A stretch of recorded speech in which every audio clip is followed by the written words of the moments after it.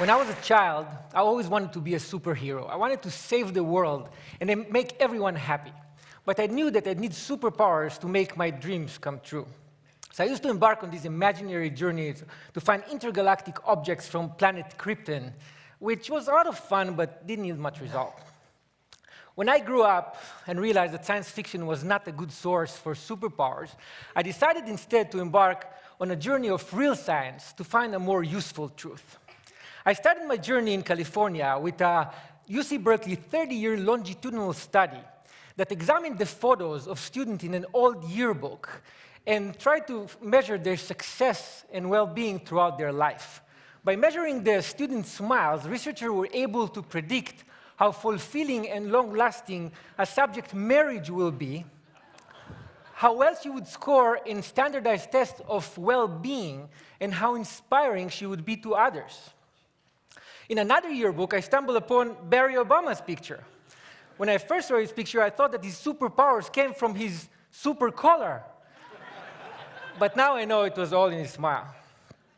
Another aha moment came from a 2010 Wayne State University research project that looked into pre-1950s baseball cards of major league players.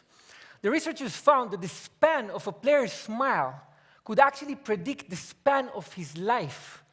Players who didn't smile in their pictures lived an average of only 72.9 years, whereas players with beaming smiles lived an average of almost 80 years. The good news is that we're actually born smiling.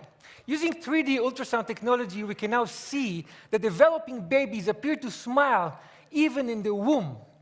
When they're born, babies continue to smile, initially mostly in their sleep, and even blind babies smile to the sound of the human voice.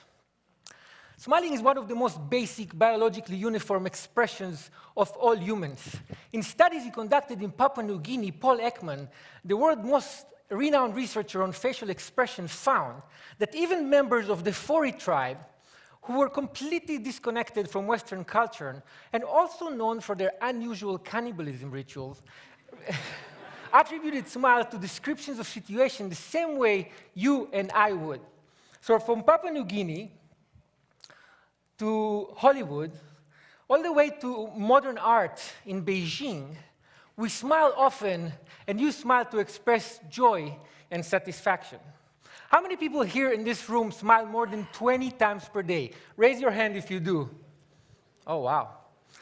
Outside of this room, more than a third of us smile more than 20 times per day, whereas less than 14% of us smile less than 5. In fact, those with the most amazing superpowers are actually children, who smile as many as 400 times per day.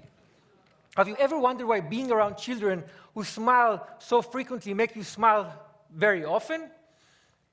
A recent study at Uppsala University in Sweden found that it's very difficult to frown when looking at someone who smiles. You ask why? Because smiling is evolutionarily contagious, and it suppresses the control we usually have on our facial muscles. Mimicking a smile and experiencing it physically help us understand whether a smile is fake or real, so we can understand the emotional state of the smiler. In a recent mimicking study at the University of Clermont-Ferrand in France, subjects were asked to determine whether a smile was real or fake while holding a pencil in their mouth to repress smiling muscles. Without the pencil, subjects were excellent judges, but with the pencil in their mouth, when they could not mimic the smile they saw, their judgment was impaired.